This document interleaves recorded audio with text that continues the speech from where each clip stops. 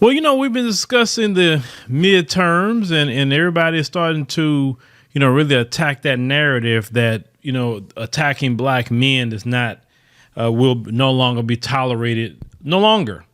Black men are tired. We have been dealing with this since Obama, with this attack on black men, calling us stupid, calling us dumb. We need to get behind the women and fall in line, Tiffany Cross. And many other people have disrespected black men over the years, and black men has finally said, okay, enough is enough. It's time for us to go back to our rightful place in leading the black community. We're not asking no more about can we lead. We're going to just take our rightful position in the community, and that alone will turn around the black community and make the black community a better place. And what other way than doing that is definitely politically. Now, when we looked into Georgia and the numbers that came out, about 1.2 million black men that are registered did not even vote at all. Black men have walked away from the Democratic Party in many ways because it's not that the Republicans are so much better, but the Republicans have a better message with upward mobility. For instance, black men who want to be upward mobile, the message of low taxes for businesses sound very good to black men. The Republicans are against illegal immigration, which is very great for black men. You know what I'm saying? They have no problem putting Pookie and Ray Ray in jail. Hey, brothers really don't want to deal with Pookie and Ray Ray at all anyway, right? There's so many different things that the Democrat Party does not even prioritize black men. They are a party that promotes poverty. They're a party that promotes the most wildest lifestyles out there. A party that promotes, people going into, to bathrooms, and everything. Obama started that bathroom situation, which mortified not only me, but many others. They're prioritizing everything else, but never speak about, of course, black people, but definitely not black men. And black men see the dire position that this community is in. And when the rubber meets the road, we always going to be looked at as why the community is that way. So black men are definitely making some moves politically, and shout out to the brothers. And the women are definitely following with us. They're coming. I see that as well. So the Stacey Abrams election, because they need black men to try to vote for Stacey Abrams, even though the black men that did vote, they voted overwhelmingly for Stacey Abrams, right? But we looked at those numbers. 73% of white women did not vote at all for Stacey Abrams. They voted for Brian Kemp. There's this video that we want to look at here by a white woman, and she's going to explain why white women did not vote for Stacey Abrams. This video is something that black women need to hear because they need to reassess their relationship with white women. So let's cue this up. I just want to add one thing to my video last night. You saw how many white women voted for Trump, and you saw how many white women voted against Stacey Abrams. White women were never going to vote for Stacey Abrams. White women don't want a black woman over them upsetting the hierarchy. And there you have it right there.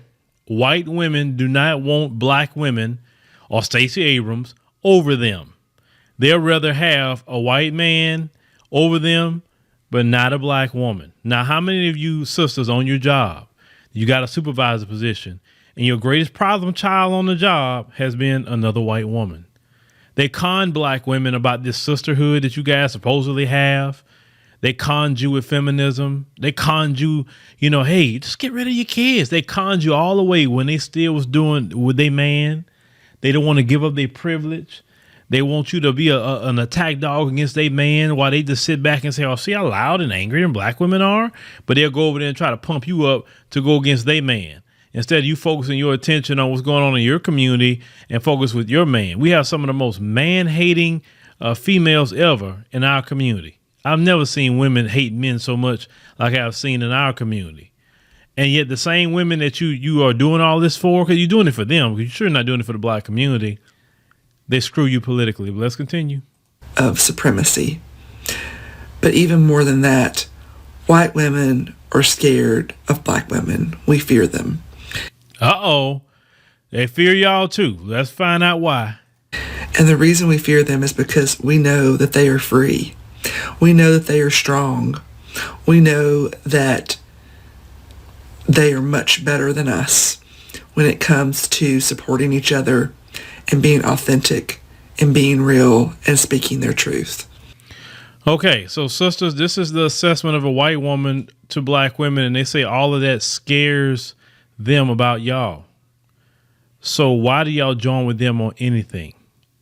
I don't get around people that are scared of me, for one. Two, she's telling y'all you have a strength that they don't even possess, even though they have all this, connection to power and connection to privilege, where they can just show up and not have to do a freaking thing, right? And they still can't get it together. Why did you ever make a decision, some of you, to partner with this group? And we don't like that because we know that we should be doing that, but we're not. So, yeah. All right. So, as you heard, see, if the white women would have voted for Stacey Abrams, that 73%, Stacey Abrams would be governor right now. So you see, everything goes back to white supremacy. Some of these sisters that get with this Democrat Party too, right? They don't give black women no positions in the Democrat Party or running anything. You just have to toe the line, right? I don't want to be a part of a Democrat Party. I don't even want to be a part of a Republican Party because I'm not. Even though I say, hey, let's vote for the other side. Once again, my strategy for saying vote for the other side is to let the Democrats know you do not have the black vote anymore. And black people are going to walk away from you. And if you want our vote again, then you have to give us something. There's no more sure thing. But unfortunately, I know I'm dealing with the biggest indoctrination ever. Black people have more loyalty to the Democrat Party than they do to Jesus himself. I have seen it because like I've said before, black folks in your family will keep talking to you. If you say you don't go to church, you don't believe in God and everything else, but say you don't want to vote for Democrat, then they will cast you out the family. And that's why black folks are in the position that you're in. You have looked at the Democrat Party as an idol god. And in the scriptures, they told you, do not have any gods before me. And that's your problem. Democrat is your God. You think Democrat going to save you from your problems. If you just vote, you got to come out and vote. No, it's not going to save you. You actually got to get up and do something yourself in your own community. You actually got to unify with your people, like we always done in the history of this country. That's the biggest con that some of you ever believe, is you're just going to vote your way out of your problems. A lot of these problems, you didn't get voted into it. A lot of it. But you have no allies, black women. You have no allies with the white woman. You have no allies with the Asian woman. You have no allies anywhere. Dr. John Henry Clark told you a long time ago, we have no friends. We have none. This feminist ideology that some of y'all have picked up, that did not come from black people. Nowhere. That came from the woman that's on that screen. And she's telling you that anytime you come up for an election, you do not have no white women on your side, because they look at you no different than the white man look at us as black men. The white man don't want us over them, and the white woman don't want you over her. When are you going to understand that? All this towing the line for the Democrat Party and talking about their issues and all of that, and using your voice instead of using your voice for your community. Use your knowledge, your strength. Use it for your community. See, this is the time period that we living in, is that we have to cut everybody off right now. Everybody. Oh, why? Well, don't be that way. I am that way, because you know what? You could have helped Stacey Abrams get elected, white women, and you didn't. So you just showed us who you are and where you stand. Same thing she talked about the Trump thing, right? And that's good. I'm glad these things are happening. I'm so glad, and I appreciate this lady for coming out and saying this, because unfortunately, unless it comes from the mouth of a white person, you're not going to believe it. See, I can tell you all day long what this woman is saying, because I already see it. But until they tell you, that's how it is. Unfortunately, with a lot of you. So now, since you have this information, now since this lady right here just told you why Stacey Abrams lost, because she could have won that election with white women. If white women would have voted for her overwhelmingly, she'd be the governor right now. I want to hear that narrative get off of black men and let that narrative be about how y'all don't have no camaraderie or sisterhood with the white woman. As I said before, white women had slaves. Read the book. They were her property. White women had slaves. So just as much as the white man had them, they had them. But yet in history, they have been allowed to, get from underneath all the criticism. And the white man has been the one that's been looked at as the one that's done everything. But how many times has his woman has pushed him to do things he wasn't even thinking about doing, but she did it. Lie on black people. Say they did this to me, they did that to me, and get their men to go do something.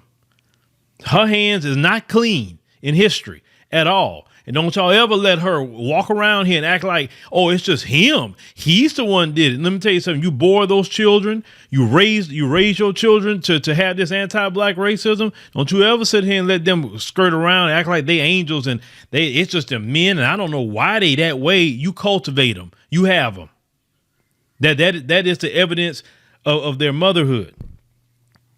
But once again, I love to see things like this happen. I love it because only when these things happen is when some of you will wake yourself up. See, black men, we get it. We understand that. We know. We know we don't have no camaraderie with white men like that. Maybe we can get along with some on an individual basis, but on a just political basis, are they going to look out for the interests of black men? Hell no. We understand this. And black men been telling y'all sisters this for a long time. And unfortunately, a lot of you have been hard-headed. Don't want to listen to the black man when he tell you something, because our word is no good. Because you sit up here and listening to them. But now you're starting to find out who your friends are. The only friend you got is your black man. That's the only friend you got in Jesus. That's it.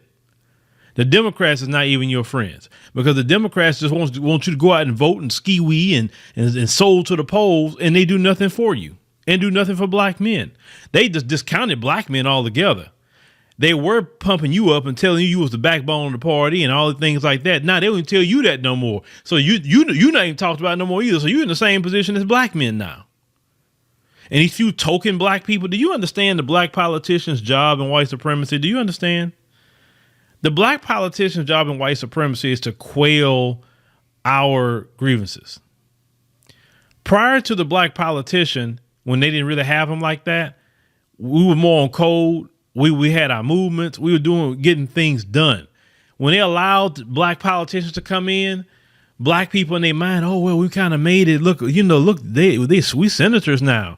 We're Congress people now. You know what I'm saying? Oh, we can be a mayor now. And it quells our, complaints in a lot of ways. But they always play the game. I told you, when you make a deal with the devil, he always got his fingers crossed behind his back. Who they get to run, who they put money behind, all these Boule members, and you can spot them a mile away. That's the thing. It's like, do y'all realize these Boule members all got a look about them? I don't know. It's just my spiritual discernment that can see it, but they all have a look about them. I can tell who they are just by looking at them. I don't have to even hear their mouth, what they're saying, just how they look, how they present themselves, the spirit that comes from them. They all got to look, and the Democrat Party is very meticulous on picking those types. You have not seen no Democrat politician that come out of our community that's speaking that fire and brimstone against white supremacy. No, they're getting the Boule members. They're getting the ones that want to be the House Negroes. People like Boule Martin. That's the kind of people that they want to partner up with. And now Boule Martin is nervous. He's nervous because he did not help deliver the black vote. He failed. You remember Boule Martin was in Georgia doing events, trying to get Stacey Abrams elected, but he didn't see. Boule Martin don't have the pulse of black people. He lied to these white corporations, and any white corporation that come up on this video, let me tell you something. You're wasting money with Boule Martin. He don't know black people. He don't know anything.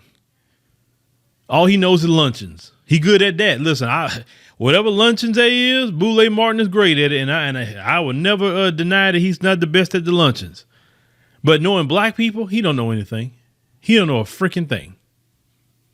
And he's proving that all the time. Y'all wasting your time on them. But now, sisters, that even those of you who believe in the Democrat Party, what is the Democrat Party offering even black women? I'm talking about black women with upward mobility too. Because not every black woman out here is struggling. You got black women who are doing very well. What is the Democrat Party really offering you? They're not offering you anything. And that's what black men have seen. That's what we understood. It's like, wait a minute. We don't want no programs just to be poor. What kind of crap in life is that? We want to have businesses. We want to leave something to our children. Y'all talk about we need to build a grocery store and we need to build schools and we need to build our actual neighborhoods and we need to do this and that and the third. You would never do it impoverished. When you're in poverty, you're always going to be victimized because you can't defend yourself. If you want the grocery stores and everything that you're talking about, we have to focus more on upward mobility.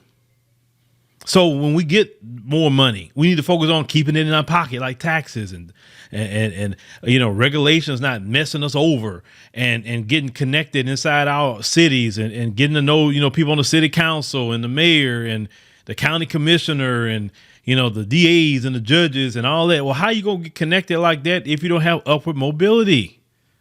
See, the Democrats want us to stay poor. So we don't not involved. That's how we gentrify. People only gentrify when you're poor. And the Democrat Party doesn't promote anything that's great for money and with black people. That I can say. I looked at the demographics of how black people vote based on income. And as black people's money goes up, they start voting more Republican, I notice. And I get why. And when they're poor, they vote Democrat. I also get that as well. But we're not going to build nothing as a community staying poor. We're not. Or just being consumers. But if you want our community to be fixed, we have to understand we need black women to do that. And we need black men. We need nobody else. We need no allies for anything. Nothing. If we need something like some job done, well, sure, we can contract somebody to do a job. That's just a contract. Get them to do the job, and that's the end of it. It's not no partnership or no alliance or nobody else. Everybody has showed their natural behind to black people. The Asians showed their behind to black people. The illegal immigrants coming from Latin America showed their behind to black people. Of course, white folks been showing their behind to black people.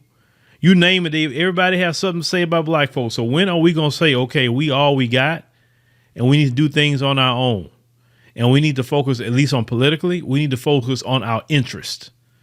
And yes, I heard Boulay Martin the other day talking about, well, y'all can't be single issue voters. In other words, like about reparations. If you don't give us reparations, you're not voting for it. Yes, we can. White people are single issue voters about the Second Amendment. We can be single issue voters about reparations. If we don't take that stand, then we will never get reparations. And we prepared to go election cycles. Keep telling them, oh, you're not giving us reparations? Okay, cool. I ain't voting for you then. It's just that simple. We have to do that. You could say that's stupid. You could say, I don't agree with that. We don't care. This is what you have to do if you want to get something done. Because voting, they ain't put reparations on the ballot, so how can I vote for it? The Democrats don't even support reparations. They talking about a study. Listen, the Democrats could have got H.R. 40 done on their own. Biden could have put together a commission to study reparations. He didn't need Congress to do that. He could have done that by executive order.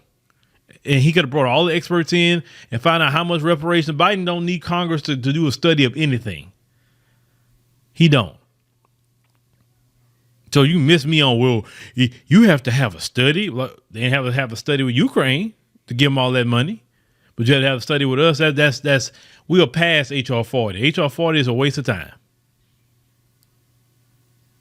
They should have passed H.R. 40, when they had black people really believing in that crap. Well, we passed that already. Ukraine and the pandemic changed all that about, hey, you see how much money they got to write checks to all these different people, but not black folk. But we got to stay laser focused. And once again, I appreciate this lady saying what she said in this video. Stacey Abrams and any of you, sisters in the Democrat Party, you see what happens on election day? Your white sisters will never show up for you because they don't want you over them. It's just that simple. Well, thank you, ladies and gentlemen, for joining on the podcast. Greatly appreciate it. Make sure you click the subscribe button. That way you know exactly when we post another podcast. Click the like button. That's very, very important. And we appreciate you coming by, and we'll see you on the next one.